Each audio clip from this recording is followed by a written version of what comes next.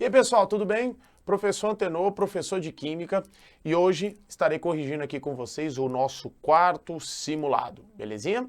Então, correção de simulado, sempre muita atenção, vamos ver aqui as alternativas corretas, vamos ver também como uma melhor maneira de resolver essas questões, e para você, nosso aluno aí do Missão 193, muita atenção e presta atenção nas diquinhas que eu vou passar aqui para que você tenha a melhor, o seu melhor estudo, o melhor entendimento desses itens aqui. Belezinha? Então, olha só. Nós temos o quarto simulado, as questões de química estão entre os itens 16 a 25. Vamos aqui. A questão 16, ele coloca aqui pra gente alguns trechos relacionados à revista super interessante, e aí vai a minha primeira dica aqui para vocês. Muitas vezes a gente se depara com muitos textos em prova, e às vezes a gente não precisa da leitura do texto como um todo para a gente poder gabaritar a questão. Então a minha sugestão é que quando você vê itens muito longos, vai ali na pergunta e vê qual é o tópico específico que ele quer da questão. Porque muitas vezes você vai ter aqui, por exemplo, 3 tópicos e ele não vai te pedir esses 3 tópicos. Ou ele vai te pedir algo específico que talvez nem esteja relacionado ao texto. O texto só seja algo para introduzir um determinado assunto, fazer uma relação do que você está estudando com algo que ocorre no nosso meio ambiente, dia a dia e tudo mais. Então olha só. No trecho 1, então eu já sei que é o trecho 1. Então eu vou me atentar somente ao trecho 1. A matéria faz referência ao tratamento necessário à água resultante de um banho. As afirmações abaixo dizem respeito a tratamentos e destinos dessa água. Entre elas, a mais plausível é de que a água. Então vamos para o trecho 1. Está aqui o trecho 1. Todo ele grifado. É ele, então, que eu vou focar aqui. Fechou? Apenas no banho matinal, por exemplo, um cidadão utiliza cerca de 50 litros de água, que depois terá que ser tratada. Além disso, a água é aquecida consumindo 1,5 kWh, cerca de 1,3 milhões de calorias. E para gerar essa energia, foi preciso perturbar o ambiente de alguma maneira. Ele não fala nada específico aqui com o tratamento de água. Então a gente tem que ter um conhecimento aqui para responder a questão do tratamento de água, são locais que nós chamamos de ETA. Belezinha? Estações de tratamento de água.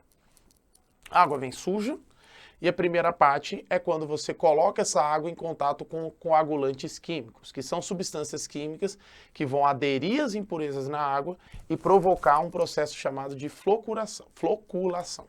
Beleza? Esses flóculos, com o tempo, eles vão adquirindo massa, eles vão ganhando massa, e eles vão indo para o fundo dos recipientes, sofrendo um processo de decantação. Essa decantação passa por uma filtração, tá certo? E aí difere de algumas ETAs e tudo mais, porque tem algumas que fazem correção de pH, aeração e tudo mais, mas coincidem elas que após a filtração, a etapa final seja o processo de desinfecção, eliminação de micro-organismos, que é o processo de cloração, e algumas ETAs ainda tem a fluoteração, que é adição de flúor. Beleza? Então a gente precisa ter uma noção básica, conforme eu falei para vocês, que assim a gente consegue gabaritar o nosso item. Dessa forma, a gente vai vendo aqui nas opções aquelas que contemplam esses passos elementares que eu mencionei a vocês. Letra A, ele fala de peneiração. Não tem peneiração. Peneiração é quando você tem mistura de sólidos, e não é o caso aqui. Então, nada a ver. Letra B, ele fala, passa por cloração e destilação. Não, destilação é para mistura homogênea, água e sal. Tem a simples e a fracionada, então assim, nada a ver também. Se é fervida, meu Deus do céu, não passa por aquecimento em momento nenhum. Ferver a água aqui, não. Clorado em reservatórios, não. Passa por decantação, beleza, então ele pulou a etapa da coagulação, filtração, cloração, em alguns casos, fluoteração, retornando aos consumidores. A letra D está mais bonita. Então é nosso gabarito, com certeza. Não pode ser tratada devido à presença de sabão, meu Deus do céu. Nada a ver, Claro que ela pode ser tratada. Belezinha? Então, gabarito da questão 16, letra D de dado. Muita atenção aqui. Com o quê? A gente tem um processo específico, tá? Então, aqui o conhecimento de separação de misturas, ele é um conhecimento essencial, associado ao tratamento de água. Tá bom? Então, caso você não tenha acertado essa questão, recomendo aí você fazer uma revisãozinha relacionada a processos de separação de mistura. Belezinha? Então tá aí para vocês o gabarito da questão 16, letra D de dado, sentido operante. Vamos para 17. 17 está aqui. Determinada estação trata cerca de 30 mil litros de água por segundo. Para evitar riscos de fluorose, a concentração máxima de fluoretos nessa água não deve exceder a cerca de 1,5 mg por litro de água. A quantidade máxima dessa espécie química que pode ser utilizada com segurança no volume de água tratada em 1 hora nessa estação é. Então aqui, conhecimento de cálculos químicos para a gente poder relacionar. Então vamos aqui a tópicos importantes. A estação trata 30 mil litros de água por segundo. E o item está te pedindo o volume de água tratada em 1 hora. Então já tem que fazer uma conversão de unidade aqui, né, de hora para segundo. E ele te fala que a concentração desses fluoretos não pode exceder, por segurança, 1,5 mg por litro de água. Dessa forma, olha só, a gente vai ter algumas etapas. Primeira delas, a gente tem que ter, obviamente, o conhecimento de que 1 hora equivale a 3.600 segundos. Primeiro tópico aqui essencial. Belezinha? E aí eu vou fazer uma relação agora, como ele quer em 1 hora, quantos litros de água essa estação vai tratar. Porque eu sei que essa estação, a cada 1 segundo, consegue tratar 30 mil litros de água. Porém, como ele quer em 1 hora, é 3.600 segundos. Fechou? Aí, ó, notação científica que vai salvar muita gente, a gente coloca ela ali no final para deixar tudo bonitinho, beleza? Então eu faço assim, ó, 36 vezes 3 e aí eu coloco os zeros depois em notação. Para mim resolve bem assim. 36 vezes 3 é 108. E aí eu tenho 1, 2, 3, 4, 5, 6 zeros. Então vezes 10 a sexta litros de água. É isso que eu tenho tratado na estação em 1 hora. E agora eu vou calcular essa quantidade de fluoreto aqui, essa massa que ele está pedindo. Porque eu sei que a cada 1 litro de água, eu consigo, né, ter uma concentração de fluoreto de 1,5 miligramas. Fluoreto é a espécie F-, tá? Quando o flúor ganha 1 elétron. Como eu já estou trabalhando em notação, coloca aqui miligrama também em notação, né? Então, em vez de 1,5 miligramas, você coloca 1,5 e o milho é 10 a menos 3 gramas. Beleza? Quantidade aqui de água, 108 vezes 10 a sexta litros de H2O. Vamos tratar X'. Aí, ó, 10 a menos 3 com 10 a sexta dá 10 a terceira. Então, o resultado sai em gramas, né, de fluoreto. E aí, ó, o litro, obviamente, vai embora. 108 vezes 1,5, né, das respostas aqui, 162. 10 a terceira é quilo, ou seja, isso daqui é a mesma coisa aqui, 162 quilogramas de fluoreto. Então, essa é a quantidade que você vai tratar. Essa é a nossa resposta, gabarito, letra E. Fechou? 17, então, letra E de elefante, tá aí para vocês. Caso tenha tido alguma dificuldade nessa questão, sugiro aí para vocês uma revisão voltada a cálculos químicos, tá bom? Esse daqui é um item que até mesmo, né, da parte de raciocínio lógico, interpretação de texto também vai te ajudar bastante. Belezinha? Show de bola, 17, letra E. Bora para a próxima. 18. Pelas normas vigentes, o litro de álcool hidratado que abastece os veículos deve ser constituído de 96% de álcool puro e 4% de água em volume. As densidades desses componentes são dadas na tabela. Um técnico de um órgão de defesa do consumidor inspecionou 5 postos suspeitos de venderem álcool hidratado fora das normas. Colheu uma amostra do produto de cada posto e mediu a densidade de cada uma, obtendo esses 5 dados aqui. Desses dados, o técnico pôde concluir que estavam com combustível adequado. Então, olha só, ele quer que o combustível seja o adequado. Tudo bem? O combustível adequado é aquele que não vai ultrapassar o limite de acordo com a porcentagem dada. Então, a porcentagem é de 96% de álcool puro e 4% de água. E claro que essa informação aqui da tabela para a gente vai ser essencial. Dessa forma, eu consigo calcular a densidade da mistura. Como, professor, você vai calcular a densidade dessa mistura? Né? Tem um slide em branco aqui? Deixa eu ver. Tem? Ah, beleza. Então, olha só. A densidade da mistura vai ser a porcentagem que eu tenho de cada componente na mistura vezes o valor da sua densidade. Então, ó, tenho 96% de álcool puro. Qual é a densidade? 800. Eu tenho 4% de água e eu vou multiplicar pela densidade, que é 1000. Então, vai ficar assim, ó. Densidade da mistura é a densidade do álcool vezes o seu percentual mais a densidade de água vezes o seu percentual. Beleza? Se eu fizer nessa análise aqui, então a densidade da minha mistura vai ficar. Densidade do álcool, vamos aqui, 800, porcentagem 96. 800, como é porcentagem, é 96 sobre 100, 0,96. Mais densidade da água, 1000, sua porcentagem 4%. 4 sobre 100, 0,04. Belezinha? Calculadorazinha aqui, pegar do meu relógio, 800 por ponto 96, 768. E aqui vai dar 40. Né? Então, 768 aqui mais 40, 808. Né? A unidade aqui, grama por litro. Ou seja, essa é a minha densidade adequada. Esse meu valor não pode ser ultrapassado, que é isso que o item está falando. O técnico foi fazer a medição nos 5 postos. Ele encontrou esses 5 valores.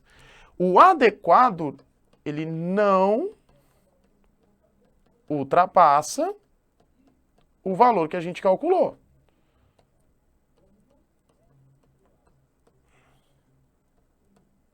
Beleza? Que é 808 gramas por litro. Então não pode ultrapassar esse valor, porque se ultrapassar, segundo as normas e a porcentagem que eu tenho da mistura, o combustível estaria adulterado. Então não pode ultrapassar 808. E a gente nota que 1, 2 e 3 aqui ultrapassam tal do 808.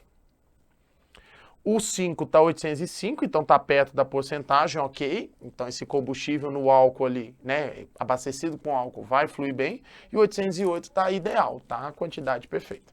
Dessa forma, quais são, né, os postos aqui, os locais onde tem o combustível adequado? 4 e 5, gabarito, letra E.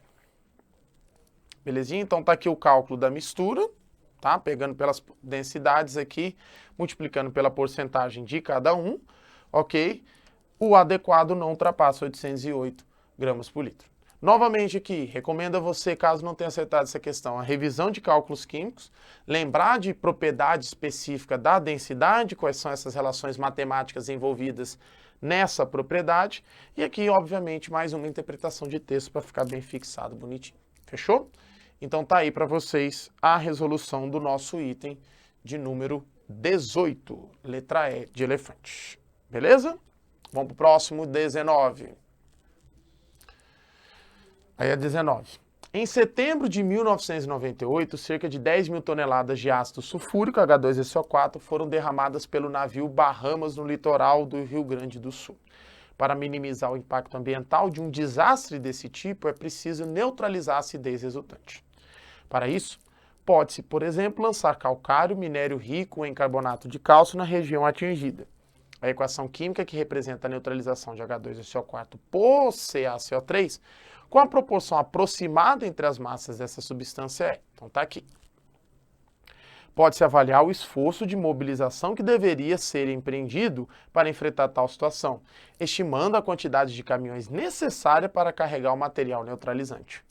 Para transportar certo calcário que tem 80% de CaCO3, esse número de caminhões, cada um com carga de 30 toneladas, seria próximo de...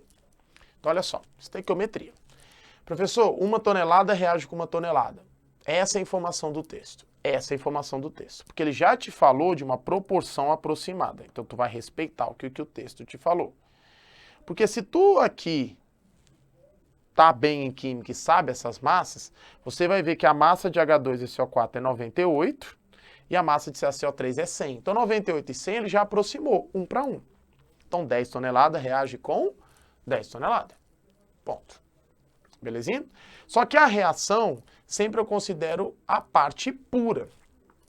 O que reage de uma amostra é o tal do 80%. Então, quando ele fala que é o certo calcário que tem 80% de CaCO3, é esse 80% que de fato vai reagir. Tudo bem? Esse é um conhecimento que a gente tem quando a gente faz cálculo de pureza na estequiometria. Então, o primeiro passo para a gente entender a resolução dessa questão é qual seria de fato a quantidade total de calcário, que essa é a quantidade que vai ser transportada. E aí, dessa quantidade transportada, 80% é que vai reagir com o H2SO4 que foi derramado. Beleza? E aí eu consigo ter, a partir desse dado aqui da quantidade de caminhões, quantos caminhões aproximadamente eu vou precisar. Então, olha só, primeiro passo da resolução vai ficar da seguinte forma.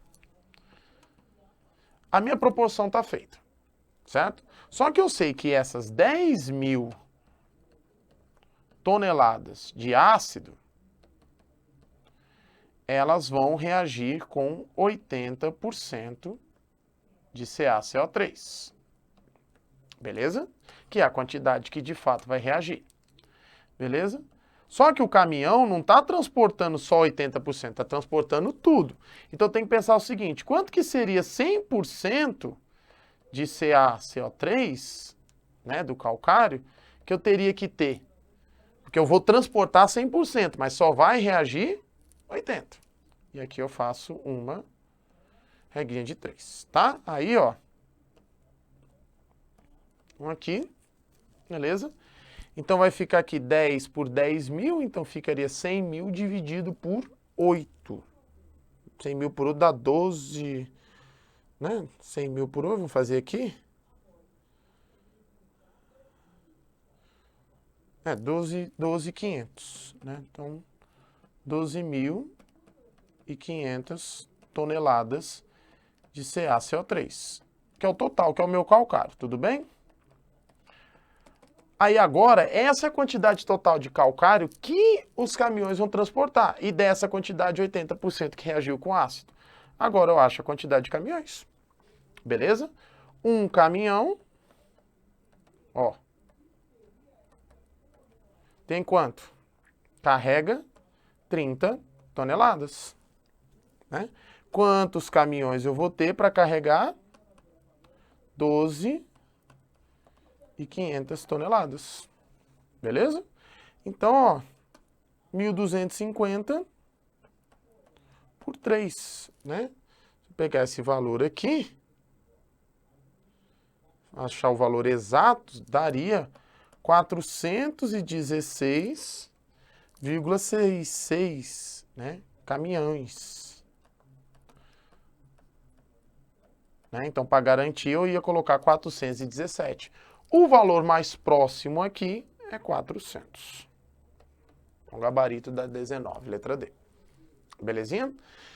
Então, ó, parte de estequiometria, parte envolvendo pureza, tá certo? Então, nunca se esqueça, ele vai sempre te dar uma amostra total. Se ele te der uma porcentagem de pureza, que ele colocou aqui, tem 80% de CaCO3, que é a substância que de fato vai reagir, é essa que você vai colocar na questão. Só que aqui tem uma interpretação que você tem que pensar o seguinte, o que vai ser transportado é todo o calcário. Não quer dizer que todo o calcário transportado reage, só vai reagir 80%. Tá? Então vai ter que transportar 12.500, belezinha? Aqui, ó. E desses 12.500, 80%, que seria 10 toneladas, vai de fato reagir com as 10 toneladas de ácido sulfúrico. Mas transportar, tem que transportar 12.500, belezinha? Então, gabarito da 19, letra D. Fechou? Show de bola. Vamos para 20. 20. Na investigação forense, utiliza-se luminol, uma substância que reage com o ferro presente na hemoglobina do sangue, produzindo luz que permite visualizar locais contaminados com pequenas quantidades de sangue, mesmo em superfícies lavadas. É proposto que, na reação do luminol, em meio alcalino, na presença de peróxido de hidrogênio 2 e de um metal de transição MnN+, né? Na verdade é MN+, né? Esse N aqui não tem. Beleza? Forma-se um composto 3-aminoftalato, 3, que sofre uma relaxação dando origem ao produto final 4, com liberação de energia HV e de gás nitrogênio. Então tá aí. Na análise de uma amostra biológica para análise forense, utilizou-se 54 gramas de luminol e peróxido de hidrogênio em excesso, obtendo-se um rendimento final de 70%. Sendo assim, qual é a quantidade do produto final 4 formada na reação foi D? Então olha só. Se eu olhar aqui a imagem, ela é uma reação, né, que ocorre com compostos orgânicos e aqui o peróxido de hidrogênio, que é inorgânico. Esse composto 3 para o composto 4, se você analisar a estrutura, é basicamente a mesma. Beleza? Quando ele fala dessa relaxação, é justamente um estado de energia na qual ele precisa liberar essa energia, certo? E aí, para terminar a reação, né, que é um estado intermediário, tem a formação de N2 aqui. Então, o N2 sai desse desmembramento aqui, ó. Belezinha? Ele sai daqui e esse hidrogênio acaba se incorporando na estrutura. E aí o que acontece? A gente precisa então fazer uma estequiometria aqui. Essa reação já está balanceada, ela já foi apresentada assim. Você não precisaria contar o número de carbonos e tirar a fórmula molecular. E ele já deu para a gente os pesos aqui, né? As massas de cada um. Então o que eu sei dessa reação, pessoal? Né? Passo importante aqui. Que 1 mol de luminol forma 1 mol desse produto 4 aqui, ó. Vou colocar 1 mol de 4 aqui. Beleza? E aí ele já me deu esses valores. Professor, mas ele não me deu o valor da substância 4, ele me deu do 3-aminoftalato. Justamente por isso que eu te falei. Se você olhar a estrutura do 3-aminoftalato e da substância 4, é a mesma coisa. Tá? Então esse peso aqui, ele também vale para a substância 4, porque elas são as mesmas substâncias, as mesmas estruturas. Tudo bem? E aí eu faço a regrinha de 3 utilizando o peso, vou converter. 1 mol de luminol vale 177 gramas. Então, 177 gramas de luminol, respeitada a estequiometria, reage com 1 mol da substância 4, que é a mesma estrutura do 3-aminoftalato, que vale 164 gramas. Eu vou até colocar aqui 3-aminoftalato. Só que ele falou que nessa reação você utilizou 54 gramas de luminol. Então, X. Vou achar esse X aqui. Beleza? Então vai ficar 54 vezes 164. E eu vou dividir esse valor por 177. 50,03 gramas dessa substância aqui. Certo? Só que ele falou que o rendimento, olha que ponto interessante, é de 70%. O que é o rendimento? É de fato quanto que houve a conversão desse valor aqui. Porque esse valor aqui de 50,03, ele seria um valor se a minha conversão fosse de 100%, se ela fosse total. Tudo bem? Como ela não é de 100%, eu preciso pegar esse valor e multiplicar pelo rendimento. Você pode fazer uma regra de 3, né? Esse valor para 100% para 70% X, né? Mas aqui, a massa desse composto 4, né, vai ser 50,03 vezes 0,7, que é o rendimento que ele tem aqui, ó, 70%. Beleza? Sendo assim, pegando esses valores, eu vou ter algo próximo, tá? A 35 gramas, que é o nosso, então, gabarito. Letra T. Fechou? Então, muita atenção nessa questão aqui, tá? Porque novamente cobra um item da gente de estequiometria e aí lembrar do rendimento. O rendimento a gente faz o cálculo no final, tá? Enquanto a pureza, por exemplo, do item anterior, a gente faz o cálculo no início para já colocar na regra de 3, o rendimento a gente faz a regra de 3 e coloca o valor no final. Tá bom? Então a mesma dica que eu te dei de revisão de estequiometria para o item 19, ele vai valer para o 20. Revisa essa parte de mol, o que é essa teoria atômico-molecular, o cálculo de massas e tudo mais. E claro, né, lembrar do nosso tão querido mol e fazer associação com grama e tudo mais. Tá bom? Então gabarito aí da 20, letra D pra gente. Fechou? Show de bola. Bora para 21. 21. O controle de qualidade é uma exigência da sociedade moderna na qual os bens de consumo são produzidos em escala industrial. Nesse controle de qualidade, são determinados parâmetros que permitem checar a qualidade de cada produto. O álcool combustível é um produto de amplo consumo, muito adulterado, pois recebe adição de outros materiais para aumentar a margem de lucro de quem o comercializa. De acordo com a Agência Nacional do Petróleo, o álcool combustível deve ter densidade entre 0,805 gramas por centímetro cúbico e 0,811 gramas por centímetro cúbico. Em algumas bombas de combustível, a densidade do álcool pode ser verificada por meio de um densímetro similar ao desenhado abaixo, que consiste em duas bolas com valores de densidades diferentes, e verifica quando o álcool está fora da faixa permitida. Na imagem, são apresentadas situações distintas para 3 amostras de álcool combustível. Então, está aqui as 3 amostras. A respeito das amostras ou do decímetro, pode-se afirmar que... Então, olha só. Aqui, galera, um conhecimento que você até tem de uma parte de física, né, do princípio de Arquimedes, vai te ajudar a entender um pouquinho. Só que na interpretação do item e vendo as opções aqui, provavelmente você vai encontrar uma resposta que talvez essa sua parte de física ali não seja talvez muito necessária, apesar de que aqui vai fazer muito sentido. Então vamos aqui a algumas informações essenciais. Primeiro ponto, está aqui a densidade permitida pela ANP. Tudo bem? Entre 0,805 e 0,811. Ele fala que esse densímetro tem um decímetro. E aí você tem 2 bolas aqui com valores de densidade diferentes. Certo?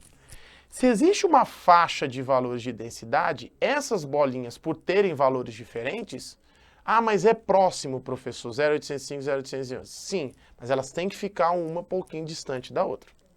Beleza? Então, por exemplo, se você tem uma ideia de que essa análise não pode deixar essas 2 bolinhas aqui perto uma da outra, você já sabe que essa amostra 1 e essa amostra 3 não tá legal. Elas não podem ficar assim. Porque dá para entender, quando a gente olha para um sistema que nem esse, que essas 2 bolinhas próximas, é que praticamente a densidade é a mesma ou muito próximo valor. Mesmo aqui eu sabendo que tem uma proximidade grande de 0,06, né, eu não consideraria essa margem para eu poder analisar a questão desse jeito. Beleza? E nem afirmar qual que é uma bolinha de valor de densidade e tudo mais. Belezinha? Mas, pelo nosso desenho, a bolinha escura aqui, ela está sempre acima.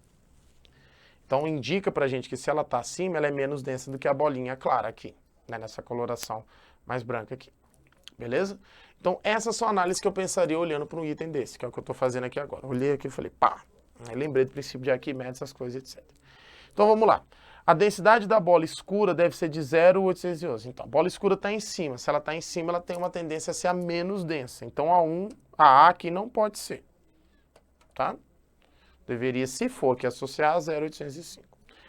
A amostra 1 possui densidade menor do que a permitida. Então, as 2 bolinhas estão em cima. Certo? Se eu for pegar pela análise aqui e tudo mais, essa amostra 1 ela poderia ser menor ou maior, vai depender desse comportamento. Tá? Mas aqui menor eu não poderia afirmar com isso, então não marcaria também a letra B. Beleza? A bola clara tem densidade igual? Não. Isso daqui já foge do que o próprio texto está falando, né? Tem densidades diferentes, né? D. A amostra que está dentro do padrão é estabelecida pela número 2. A número 2 tem uma separação e permite ver, de acordo com o álcool que vai estar aqui no densímetro, né, qual que seria a melhor relação. Vou de letra D, com certeza aqui. Beleza? O sistema poderia ser feito com uma única bola de densidade? Não. Aí não. Porque como pode ter variação desse valor, até como pegar como referência o que a gente viu lá naquele segundo item, né? Tem uma faixa de valores permitido. Somente uma única bola aqui, ela não seria o ideal. Tá bom? Então assim, olhando bem para essa questão 21 aqui, nosso gabarito mais adequado é a letra D. Então aí, recomendo vocês olhar essa parte do princípio de Arquimedes ali, da física, tá? Não tenho esse conhecimento físico aqui, nem... Eu sei que tem esse princípio, mas eu não me lembro muito bem o enunciado dele, sendo bem sincero, né? Mas olhando aqui para as questões e fazendo uma interpretação da questão, a gente chega na letra D como melhor gabarito. Belezinha? Então tá aí para vocês a 21. Letra D, a amostra dentro do padrão estabelecido é a de número 2. Beleza? Próximo aqui, vamos para 22. Beleza? Tá aí. Na indústria nuclear, os trabalhadores utilizam a regra prática de que a radioatividade de qualquer amostra se torna inofensiva após 10 meias-vidas. Indique a fração que permanecerá após esse período. Beleza? Ele colocou o valor aqui em porcentagem, tá vendo? Dica, como está em porcentagem, trabalha com a sua massa inicial em 100. Belezinha? E aí você tem duas opções aqui de resolver. Né? Você pode utilizar a fórmula de meia-vida ou você pode fazer naquela desintegração clássica passando por passo a passo. Então vamos lá. Primeira forma de resolução. Vamos pela fórmula. Massa final é massa inicial, 2 elevado a x. X é o número de meias-vidas, que no caso aqui o x vai ser 10. Então eu vou trabalhar com o valor 100 como meu valor inicial, tá? E aí 2 elevado a 10. Belezinha? 2 elevado a 10 aqui. A minha calculadora ela não é muito científica, mas eu consigo fazer aqui umas aproximaçõezinhas e tudo mais, para a gente poder... 2 ao quadrado, tá, vezes 5, fechou. Aqui vai ficar 100 sobre 1000, é só fazer aqui, né, usar a matemática a meu favor, 1024. Beleza? Então minha massa residual vai ser 100 dividido por 1024. Eu vou encontrar 0,0976. Beleza? Se eu for trabalhar aqui com porcentagem, se eu for colocar em grama ou porcentagem, vai dar no mesmo, tá? Porque como eu estou utilizando em 100, isso daqui em porcentagem vai dar no mesmo. Aproximadamente 0,098. Já tenho o meu gabarito. 22, letra A.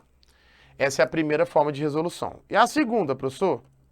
A segunda fórmula é você fazer pelo princípio da meia-vida. Você vai falar que é 100, e aí passou uma meia-vida, vai para 50.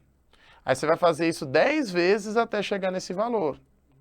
Aí, ó, 12,5, 6,25, 3,125, 1,7. Aí agora já, a matemática, aí vamos fazendo aqui, né? 3,125 por 2, 1, aí 5. 5,625, ó, já foi. 1, 2, 3, 4, 5, 6. Sétima meia-vida. Vai vir com esse valor dividido por 2. 0,78,125. Oitava meia-vida. Você vai fazendo isso até chegar à décima, né? Então, nesse caso aqui, a nossa resolução pela fórmula muito melhor, né? 0,625. Né? Aí 0, 19, 5, 3, 1, 2, 5. E aí o valor final aqui, que é a nossa última meia-vida, nosso valor aqui, 0,0975 e uns quebrados aqui, né? 765, 63, pronto. Aí aqui as 10 meias-vidas, que nem falei pra vocês, né, ó. 1, 2, 3, 4, 5, 6, 7, 8, 9, 10. Fazer pela Fórmula 1, pela Fórmula 2, Fórmula 1 te dá muito mais né, facilidade, tranquilidade, apesar de ter uma exponencial aqui, que aí você desenvolve a técnica, né? Eu fiz aqui, né, fiz 2 elevado à terceira, que eu sei que é 8, e aí 2 vezes I, 2 a terceira, fui somando as bases e aí cheguei em 1024. Fechou? Então gabarito aí pra gente. Letra A, de amor, 22, revisãozinha aí na parte de meia vida, também uma parte exponencial matemática aqui, então também revisar essa parte de matemática. Fechou? 22 feita, bora para 23. 23. Conhece-se atualmente mais de 100 elementos químicos que são, em sua maioria, elementos naturais, e alguns poucos sintetizados pelo homem. Esses elementos estão reunidos na tabela periódica segundo suas características e propriedades químicas, em particular os halogênios. Olha aí, os halogênios. Tem sempre aqui nos itens de tabela periódica, eu gosto de colocar uma tabela em branco, né?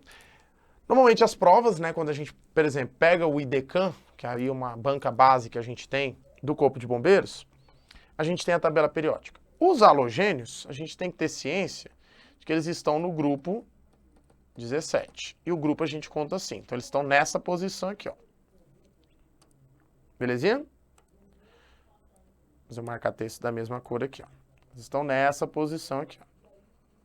Esse é o grupo 17. Beleza? O que acontece? São ametais. Belezinha? São ametais. É um grupo que tem os 3 estados físicos, né? Aqui você tem sólido, você tem líquido e tem gasoso. O iodo é sólido, a astato é sólido. O bromo é líquido e o flúor e o cloro são gasosos, né? E aí a gente tem algumas características em função da região. Belezinha? Vamos ver aqui as opções que a gente com certeza vai achar uma opção mais adequada. Vamos lá. O eletrodiferenciador no antepenúltimo nível. A gente não fala do nível. Quando fala de família, a gente tem que falar sempre de subnível. Tá? Então aqui não. Subnível F incompleto. Não é uma característica a gente falar de subnível incompleto, e sim a gente falar de subnível preenchido ou completo. Tá? O F aqui, ele só vai ser um caso em que a gente atinge os elementos do 6º e do 7º período. Tá? Então não vai contemplar todos, porque se eu pegar aqui, né, até colocando os elementos aqui em si, beleza? Que é o flúor, cloro, bromo, iodo e o astato. E aqui tem um artificial radioativo, a gente não ignora ele. Colocando esses aqui e tudo mais, só o aqui, ó, que é primeiro, segundo, terceiro, quarto, quinto, sexto, só o astato aqui que teria, né, um F, né, o 4F aqui. Né, e o artificial aqui que teria um 5F. Né? O flúor, cloro, bromo e iodo, que são os principais, não tem o F. Então, não posso marcar a letra B como uma característica desse grupo. O elétron diferenciador no penúltimo nível. Vai na mesma ideia da letra A, a gente não está falando do nível, tá bom? Subnível P incompleto. Esse é compatível. Aqui, o meu elétron diferenciador é P. Todos eles aqui tem um elétron diferenciador em P5. Todos, né? O que é o elétron diferenciador? É o elétron de maior energia. É aquele último que vai ser preenchido numa distribuição eletrônica. Então, ó, só para te dar um exemplo. Se eu pegar aqui o flúor, né? Vou pegar aqui o flúor, deixa eu mudar a cor aqui. Se eu pegar aqui o flúor é número atômico 9, fizer a sua distribuição, fica assim, ó. 1s2, 2s2, 2p5. Então ele terminou em 2p5. Se eu pegar o cloro, seu número atômico é 17, eu tenho isso aqui, ó. 1s2, 2s2, 2p6, 3s2, 3p5. Ó, terminou em p5. O bromo vai terminar em 4p5. O iodo vai terminar em 5p5. O astato em 6p5. E esse artificial aqui, né, não lembro aqui de cabeça, sendo bem sincero, ele vai terminar em 7p5. Tá? Então, todos eles têm um subnível P incompleto. Está faltando um elétron ali.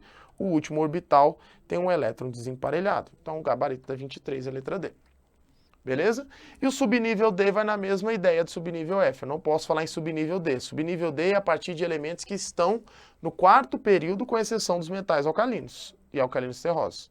Né? Que aqui seria o potássio e o cássio. O primeiro é o escândio. Tá? Então, aqui começa, aqui é o 3D1, inclusive, o elétron diferenciador. Chegou no bromo, o bromo já tem o subnível D, né, o 3D completo. Né? O iodo já vai ter o 3D e o 4D. Bom, então também não pode ser parâmetro para a gente. Gabarito da 23, letra D de dado. Belezinha? Então aqui é a revisãozinha de tabela periódica e uma associação que a gente vai ter com o diagrama de Linus Pauling. São os tópicos aí que, caso você não tenha acertado essa questão, são interessantes você dar uma revisada. Show? Belezinha? Nossa penúltima questão, vamos lá, questão de número 24. Então tá aí, ó. A figura abaixo mostra como a entalpia dos reagentes e dos produtos de uma reação química do tipo A mais B originando C varia com a temperatura. Levando em consideração essas transformações nessa figura e sabendo que a variação de entalpia é igual ao calor trocado pelo sistema a pressão constante, é errado. Olha só, ele já quer a errada. Então, muito cuidado aí, você, vou marcar a certa. Não, ele não quer a certa, ele quer a errada. Até deixou aqui em caps lock para a gente se atentar, né? Tem prova que não coloca, né? Então, você, candidato, está estudando para a prova, muita atenção no enunciado. Olha para o enunciado, vê o que ele está te dizendo e vê a questão como um todo. Belezinha? Vamos achar a errada. Analisando o gráfico a reação ocorre nesse sentido, né? Vamos fazer o seguinte aqui, vamos agilizar. Ó, tá nesse sentido. Então tá diminuindo a entalpia. Tá? Se tá diminuindo essa entalpia, você está perdendo energia. Se está perdendo energia, esse processo então é com ΔH negativo menor que zero. É um processo exotérmico. Tá? Se fosse o oposto, aqui fosse AB e aqui fosse C e tudo mais, aí beleza. Só lembrando a você, ΔH é o quê? Entalpia dos produtos menos a entalpia dos reagentes. Tá vendo que esse valor aqui do meu produto, que é C, ele é menor do que a do reagente? O gráfico é positivo, ele está assim, ó, ele não está abaixo dele. Tá? Então esse valor aqui, para essa reação, nesse caso, a gente já vai concluir que é exotérmico. Beleza? Esse gráfico em que uma curva está vindo para cá, para outra. Beleza? Então na temperatura T1, a reação ocorre com liberação de calor? Ocorre sim, porque é exotérmico, então beleza. Na temperatura T1, a capacidade calorífica dos reagentes é maior que a dos produtos. É só olhar aqui, ó. Essa capacidade calorífica seria o quê? Como está ocorrendo a pressão constante, né? Então esse valor ele pode ser associado a essa capacidade calorífica. É uma interpretação que a gente faz quando a gente até utiliza um equipamento chamado de calorímetro, né? Que é uma análise à pressão constante. Então sim, dos reagentes está maior do que os produtos. É visível aqui, ó. Aqui é um valor, aqui outro. Tá? E T1 deveria estar para cá. Essa imagem que está um pouquinho aqui, né, um pouquinho deslocada, mas é isso. Beleza? No intervalo de tempo compreendido entre T1 e T2, a reação ocorre com absorção? Não, está aqui o nosso item errado. Esse é o nosso gabarito. Absorção não. Se ela é exotérmica, ela ocorre com liberação de calor. ΔH menor que zero. Tá? Então não é correta a C, e como ele pede errado, é o nosso gabarito. Beleza? O ΔH em módulo da reação aumenta com o aumento da temperatura? Sim, né? Tá ficando uma distância aqui, ele colocou em módulo. Né? Então sim, ele aumenta. Como ele está na função modular, a função modular não compreende valor negativo. Então aumenta esse valor. Ok. Tanto a capacidade calorífica dos reagentes como a dos produtos aumenta com o aumento da temperatura? Sim, é só a gente ver que essa curva aqui está ascendente. Então, aumentou a temperatura, está aumentando esse valor aqui de entalpia.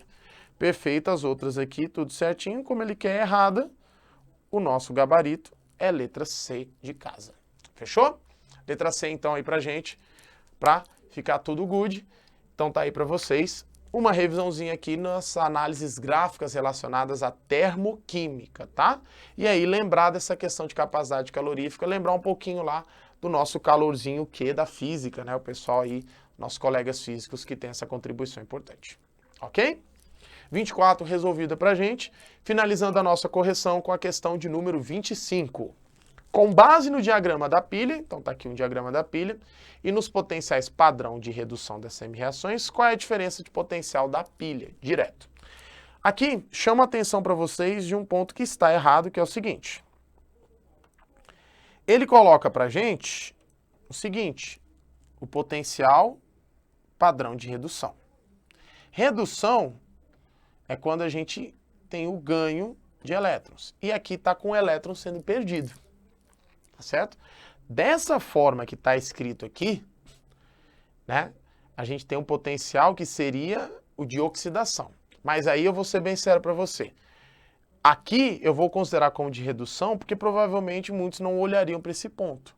Mas do jeito que aqui está escrito, quando eu coloco assim, ó, bário, originando bário 2+, e perdendo 2 elétrons, perda de elétron, tá, pessoal? Isso daqui é uma oxidação. Beleza? Então, já por experiência, eu afirmo para vocês que, claro, você poderia contestar e tudo mais, isso é um erro que pode influenciar no teu cálculo, mas a gente vai considerar sempre o potencial padrão, porque ele deu o valor padrão para a gente. E por se tratar de uma pilha, certo? A pilha é um processo espontâneo, que nem uma bateria. Beleza? E por se tratar de um processo espontâneo, a gente deve sempre lembrar que o potencial, né, a diferença de potencial, esse delta E que a gente chama, ele é positivo. Tá bom? E aí, para ele ser positivo, ele ainda te deu o diagrama da pilha. E no diagrama da pilha, o que eu tenho? Essa primeira parte, eu vou escrever esse diagrama aqui, ó. Ba0 para Ba2+. É a oxidação. As duas barras que indica a nossa ponte salina, que é a migração de íons, chegando no cobre, que vai sofrer uma redução. Beleza? É só ver pela carga. Então aqui, ó, eu tenho um aumento do NOx, que é uma oxidação. Aqui eu tenho uma diminuição do NOx, que é uma redução. Então eu vou fazer o quê? Para você ver como eu sei que é a questão da pilha, do valor. Se eu considero isso aqui como oxidação menos 2,9, eu inverteria o valor do cobre, que ficaria negativo. Então ficaria uma diferença negativa. Diferença negativa não existe em uma pilha. Pilha é sempre positiva. Então eu sei pelo meu conhecimento que isso daqui deveria estar escrito da forma correta, que seria qual? Assim, ó, forma correta de escrita aqui, dessa parte, ó, ela deveria vir assim, ó. Ba2+, mais 2 elétrons, vindo para Ba, cobre mais 1 elétron, indo para cobre. Eu deveria vir assim. Porque aí eu manteria a maior, que é a do cobre, 0,52 volts, e a menor, que é a do bário, menos 2,90. Assim que deveria vir a escrita correta. Tudo bem? O que eu ia fazer? Eu ia manter a do cobre, que é maior, e vou inverter a do bário, que é a menor. Então, dessa forma, se eu fizer desse jeito, na oxidação do bário, o meu potencial fica positivo em 2,90 volts. E aí, esse valor eu vou somar com o potencial do cobre, certo? Que vai ser de positivo 0,52. Somando esses dois aqui, 3,42 volts positivo, conforme um processo espontâneo deve ser. Então, letra C. Tá bom? Então, somente essa atenção que eu queria chamar de vocês aqui para poder alinhar essa parte do nosso item. Fechou? É isso, então. Tá aí a correção do nosso quarto simulado. Essa parte aqui final, revisãozinha ali de espontaneidade de reações envolvendo, né, processos da eletroquímica, tá? E, claro, falar de pilha, né, um assunto sempre muito importante. Então, fica aí a dica para vocês. Fechou? Então é isso, pessoal. Corrigido o nosso simulado. Muito obrigado a vocês. Espero que tenham se saído bem. E a gente se encontra nas próximas correções, viu? Valeu, bons estudos. Conta com a gente aqui do Missão 93 sempre. Tchau, tchau. Valeu. Até a próxima.